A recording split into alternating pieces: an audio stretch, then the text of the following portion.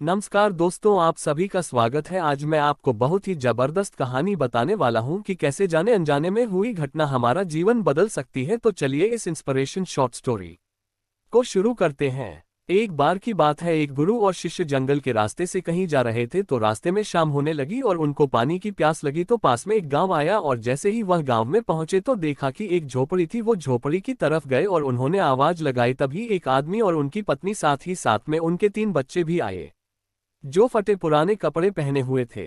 गुरु ये सब दृश्य देख रहे थे कि इतना बड़ा खेत है, इन्होंने फसल इसमें नहीं लगाई हुई है। तो गुरु ने सबसे पहले तो पानी के लिए आग्रह किया कि हमें पानी मिल सकता है। तो उन्होंने गुरु और शिष्य को पानी पिलाया। अचानक गुरु ने कहा कि अगर आप इसमें खेती नहीं करते तो फिर अपना जीवन यापन किस तरीके से चलाते हैं। तो उस आदमी ने कहा कि हमारे पास एक भैंस है और इस भैंस का दूध बेच करके पैसे कमाते हैं और इसी से हम आजीविका चलाते हैं।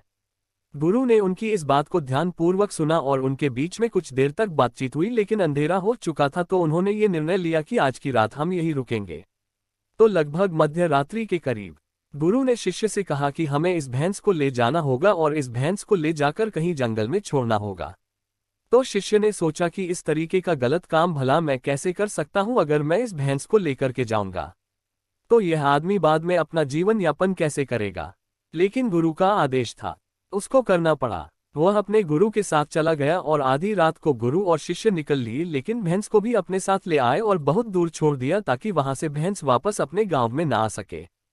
तकरीबन 10 साल बाद जब वह शिष्य भी गुरु बन चुका था और दीक्षा देने का काम भी करने लग गया था, तो उसने सोचा कि 10 साल पहले मुझसे जो गलती हुई थी, क्यों ना मैं आज उस गलती को सुधार लूं और मुझे उस आदमी के पास जाना चाहिए।